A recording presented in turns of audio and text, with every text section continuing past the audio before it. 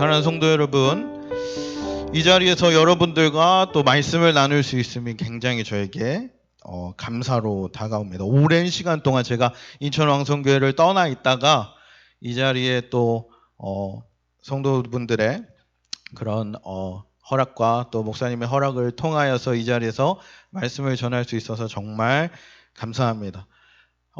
한 10년간 제가 떠나 있었는데 이 교회 사역들을 하면서 인천왕성교회가 매번 생각이 납니다. 또 이제 집에 올 때마다도 생각나고 본당에 한번 올라와 보기도 해보고 하면서 이 자리를 굉장히 그리워했었는데 신앙의 고향 같은 곳이기 때문에 그러지 않았나 생각이 들어요.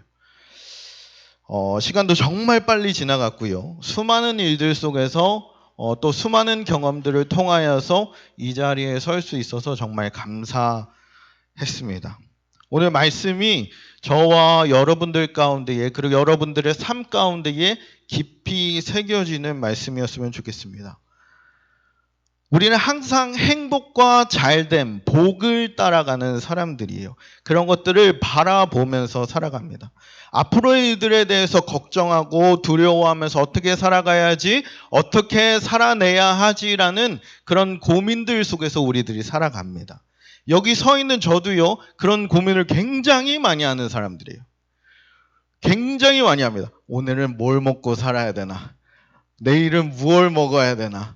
그리고 앞으로의 일들은 어떻게 해야 되나? 앞으로의 사역들은 어떻게 진행을 해야 될까에 대한 고민을 수없이 했습니다. 근데 오늘 본문이요, 복 있는 사람은 어떻게 살아가야 하는가를 명확히 드러내고 있어요. 우리의 인생이요, 코로나 전이든 이후든 크게 달라진 것이 없어요. 왜냐? 우리가 앞으로의 길을 아는 사람들이 없기 때문이에요. 앞으로의 미래에 펼쳐질 일들을 우리가 아는 사람이 없다는 거예요. 그렇기 때문에 이 인생길이 두렵고요, 이 인생길이 걱정되고 삶의 무게 속에서 찌들어서 그렇게 살아가게 된다는 거예요. 이 땅에 태어나 이 삶을 경험해 본 그런 사람이 없기 때문에 끊임없이 질문하고요, 끊임없이 방황하고 끊임없이 좌절하면서 걱정하면서 살아가는 게 우리의 모습이에요. 본문 말씀 보겠습니다. 시편 1편 1절에서 3절 한 번 더 다 같이 읽겠습니다. 시작.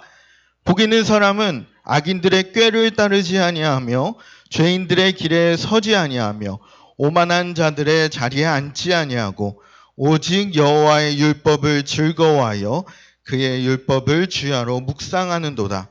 그는 시냇가에 심은 나무가 철을 따라 열매를 맺으며 그 잎사귀가 마르지 아니함 같으니 그가 하는 모든 일이 다 형통하리로다.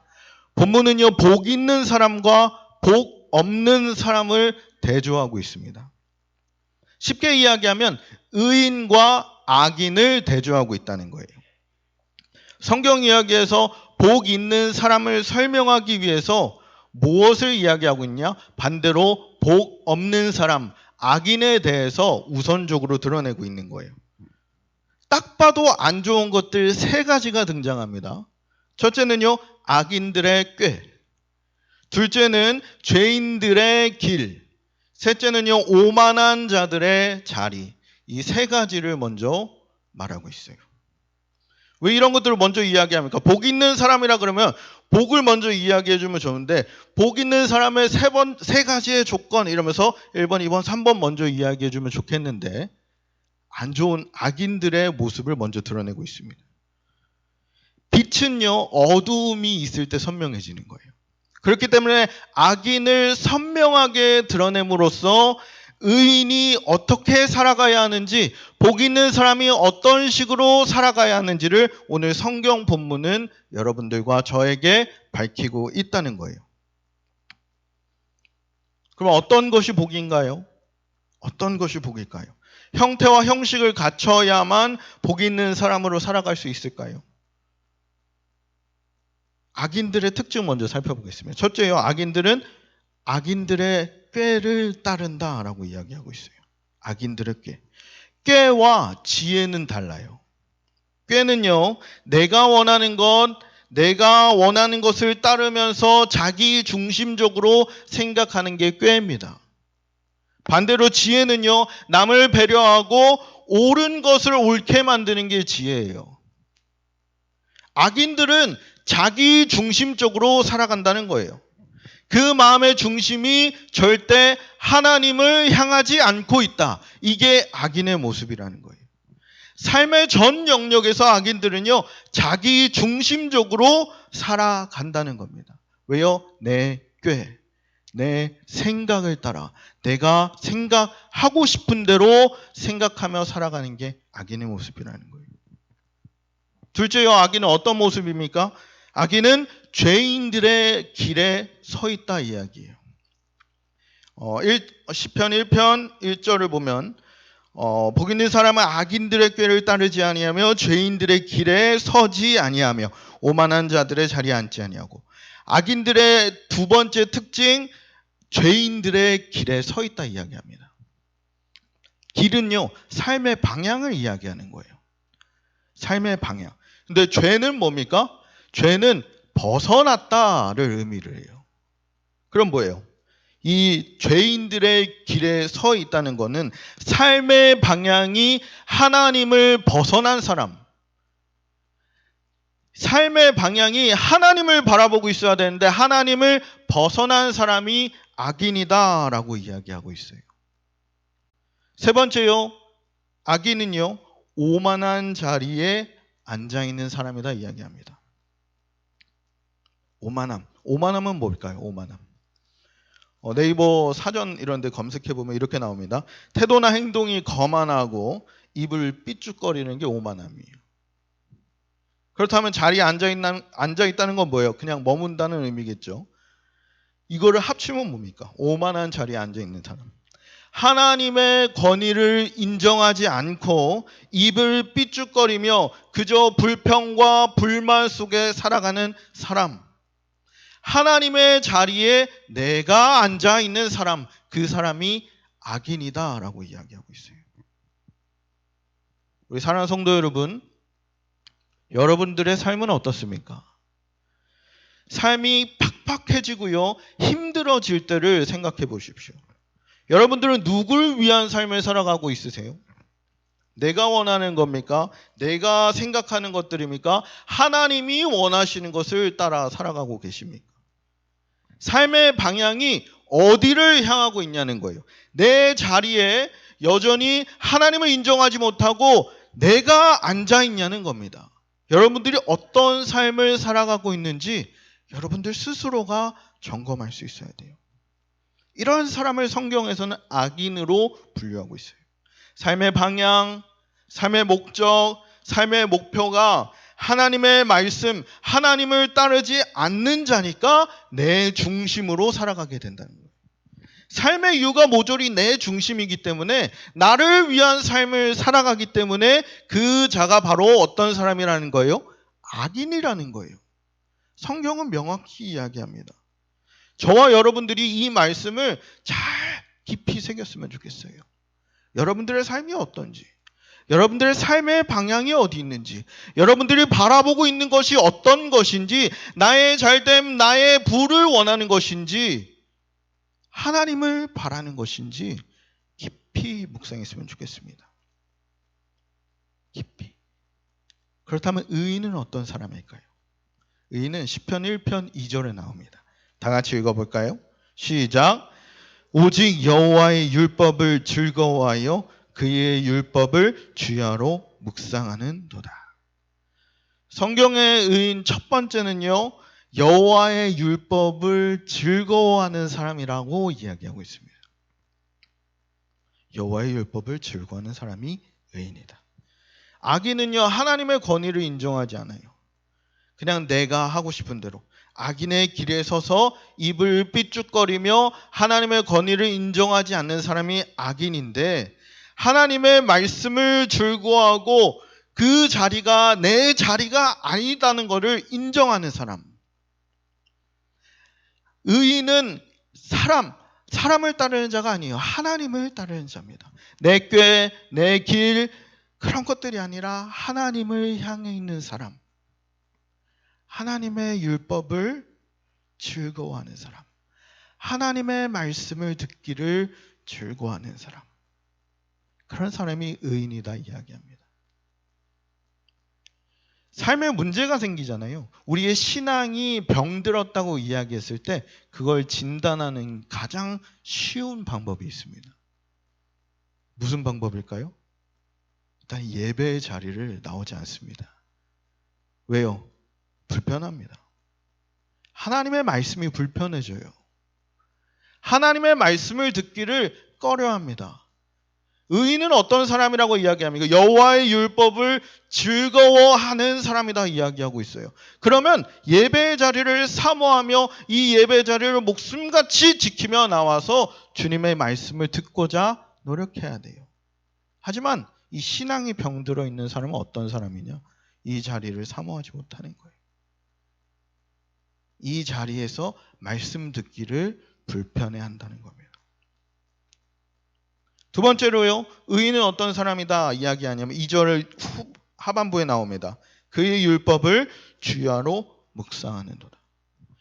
율법을 주야로 묵상하는 사람이 의인이다 라고 이야기하고 있어요. 주야는 뭡니까? 밤낮으로 묵상하는 건 계속 되새기는 거예요. 한마디로 의인은 하나님의 말씀을 놓치는 순간 내 생각, 내 꾀, 내 길이, 내 자리가 들어오기 때문에 그걸 알기 때문에 주님 앞에 무릎 꿇고 나와 말씀을 듣고 살아가는 자, 그게 의인이라는 겁니다. 하나님의 말씀을 놓치는 순간 내 길, 내 생각이 들어오는 건 아는 사람이기 때문에 주야로, 밤낮으로 하나님의 말씀을 묵상하는 사람, 되새기는 사람, 그 사람이 의인이라는 겁니다. 우리 사랑하는 성도 여러분, 저와 여러분들이 이렇게 살아가길 간절히 소망합니다. 우리는요, 죄가 익숙한 사람들이에요. 왜요? 죄인이기 때문에. 그리스도인의 시작은요, 이 죄를 인정하는 것부터 시작됩니다. 때로 그런 사람들이 있어요. 나는 죄를 저지른 게 없는데요. 우리는요, 죄를 가진 사람입니다. 성경에서 그렇게 기록하고 있죠. 죄인이라는 거예요. 죄인이기 때문에 죄로 돌아가기 쉽습니다. 익숙한 것은요, 생각하지 않고 연습하지 않아도 저절로 하게 됩니다. 생각해 보세요. 손을 씻어야 된다고 생각을 해봅시다. 손을 씻어야지. 그런데 손을 씻는 법을 누가 연습해주고 가르쳐줘야 씻습니까? 그러면 갑자기 손을 어떻게 씻더라? 이러면서 까먹는 사람이 있나요? 익숙한 것은요, 저절로 하게 되어 있어요. 우리는 죄인이기 때문에, 죄가 익숙한 사람이기 때문에 생각을 잠시라도 놓치게 되면, 하나님을 잠시라도 놓치게 되면 죄로 돌아가기 쉽다는 거예요. 죄가 익숙한 사람들이기 때문에. 죄를 짓고 죄로 돌아가는 것은 굉장히 쉽습니다. 여러분들은 이것들을 이 마음속에 생각하고 살아가야 돼요. 나는 죄인이니까. 나는 죄인이기 때문에. 그렇기 때문에 하나님을 더 붙잡아야 되겠다. 그렇기 때문에 하나님의 말씀을 더욱더 사모해야 되겠다. 그렇기 때문에 내가 더욱더 이 기도의 자리를 사모해야 되겠다. 이게 의인의 모습이라는 거예요. 아무것도 하지 않아도요. 아무것도 하지 않아도 죄인으로 돌아가는 게 우리의 현실입니다. 매일매일 이 자리에서 다짐합니다. 하나님, 내가 이번 주는요, 죄인으로 살지 않고 하나님 부르신 대로 살겠습니다. 그러면 이 자리에 돌아오면 어떻습니까? 주님! 하면 또 울어요. 왜요? 그렇게 못 살았거든요. 그게 우리의 모습입니다. 제가요, 사역을 쉬는 한 3, 4개월이 지났습니다. 사역을 쉰 게 처음이에요. 유학을 준비하면서 사역을 내려놓고 온전히 저와 이 와이프와 또 이 신앙을 위해서 좀 시간을 보내고 있었습니다. 그 과정 가운데 하나님은요, 정말 큰 은혜를 주셨어요. 오히려 사역을 할 때보다 더 크신 은혜를 준 것 같아요. 왜요? 하나님이 제가 죄인이라는 것을 알게 하셨고, 그렇기 때문에 너가 더 하나님을 붙잡아야 된다 이야기하셨어요. 그거를 아는 순간 저에게는요, 눈물밖에 나오지 않았습니다. 우리 와이프가 제일 잘 알겠지만 예배 자리에 가면요, 제일 많이 우는 사람은 이사무엘이에요. 계속 웁니다. 왜 울까요? 이 모습이, 이 죄인 같은 모습도 주님 사랑하셔서 이 자리에 불러주셔서 하나님의 말씀을 듣게 하신 것이 저에게는 너무 큰 감격으로 다가왔어요. 여러분들, 의인은요, 하나님의 말씀을 즐거워하고 하나님을 놓치지 않기 위해서 매일 말씀을 붙잡는 사람이 의인이다. 성경은 이야기하고 있습니다. 죄로 물든 삶을 살지 않기 위해, 다시요, 복 있는 사람으로 살기 위해, 매일 우리를 점검하는 거예요. 매일 나 자신을 점검하는 겁니다. 매일 말씀 앞에 엎드려져서 매일 기도하며, 주님, 내가 죄인이 아니라 의인으로 복 있는 사람으로 살기 원합니다. 이런 고백들로 살아가셔야 됩니다. 저와 여러분들이 이런 의인이 되었으면 좋겠어요. 하나님을 놓치면 안 된다. 나는 하나님이 없으면 안 된다. 하나님의 말씀으로만 살아간다. 이런 다짐과 엎드림이 저와 여러분 가운데 있기를 주님의 이름을 축복합니다. 이런 삶이 여러분들 가운데 있어야 돼요. 이런 고백들이 여러분들 가운데 있어야 됩니다. 하나님의 길을 걷는 이 의인에게는 하나님이 허락하신 복이 있어요. 뭐라고 이야기하시냐? 3절입니다. 1편 3절, 시편 1편 3절 다 같이 읽습니다. 시작.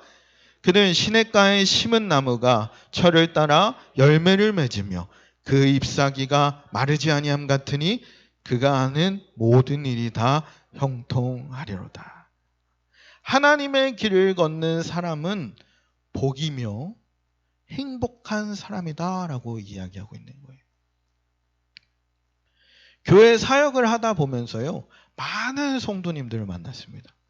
정말 많은 성도님들을 만났는데, 그 성도님들 중에요, 정말 하나님만 바라보고 하나님을 쫓으며 하나님을 향해 있는 분들을 종종 보곤 합니다.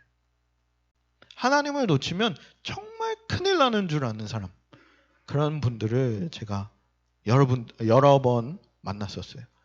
그 중에 생각나는 분들이 있는데요, 전에 있던 교회 원로 장로님 내외였어요.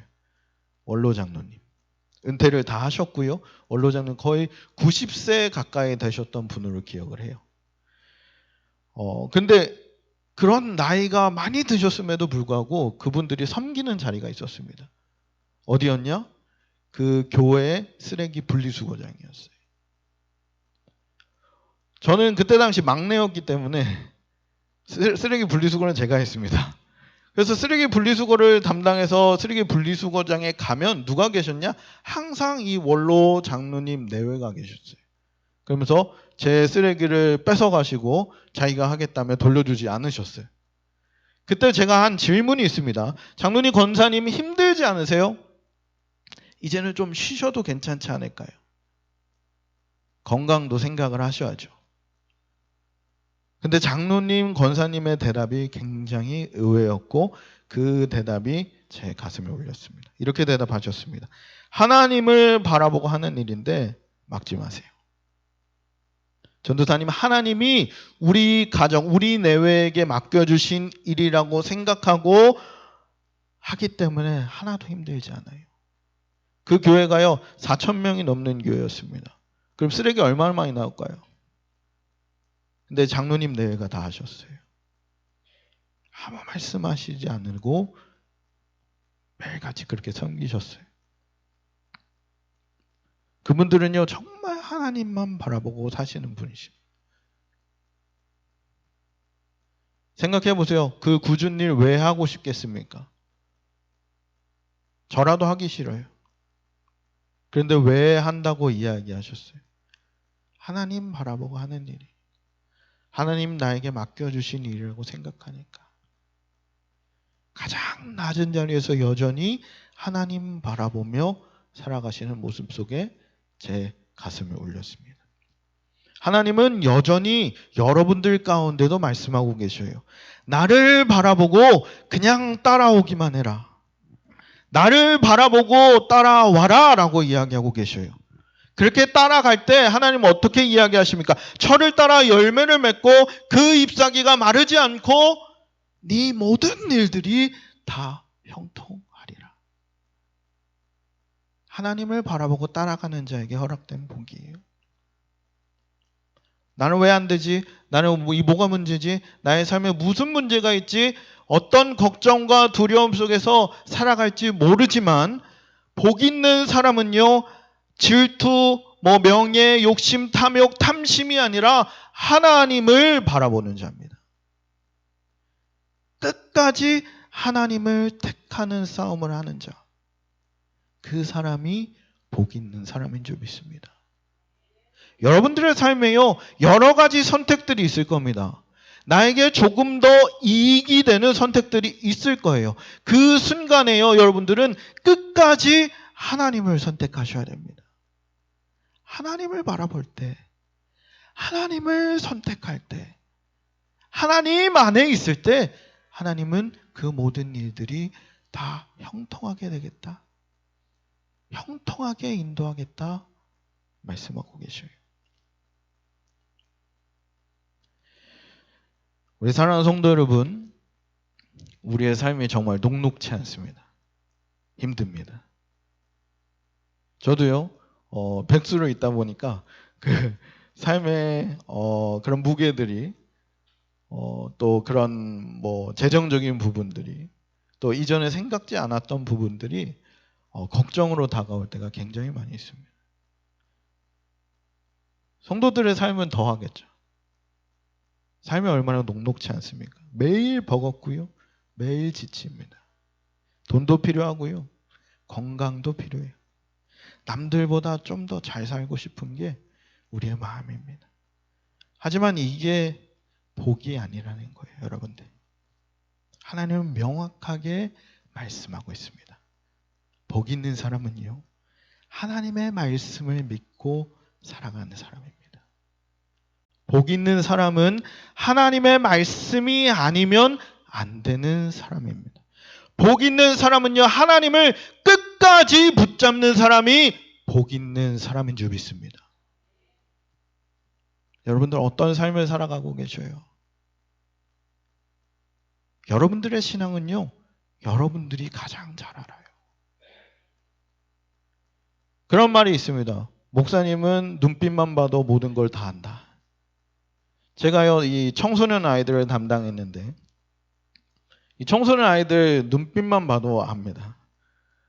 얘가 무슨 생각으로 이 자리에 앉아 있는지, 또 무슨 염려가 있는지 눈빛만 봐도 이 사람의 상태를 알고 가서 물어봅니다. 그러면 깜짝 놀라요.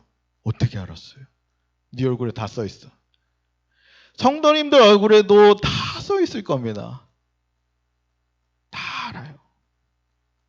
어떤 삶을 살아가고 있는지 스스로 점검하셔야 됩니다.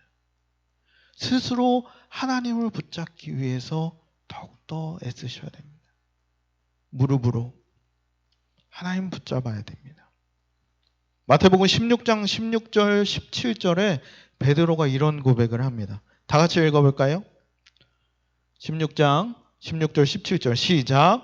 시몬 베드로가 대답하여 이르되 주는 그리스도시요 살아계신 신 하나님의 아들이시니이다. 예수께서 대답하여 이르시되 바요나 시몬아 내가 복이 있도다. 이를 내게 알게 한 이는 혈육이 아니요 하늘에 계신 내 아버지시니라. 아멘. 베드로가 말합니다. 주는 그리스도시요 살아계신 하나님의 아들입니다.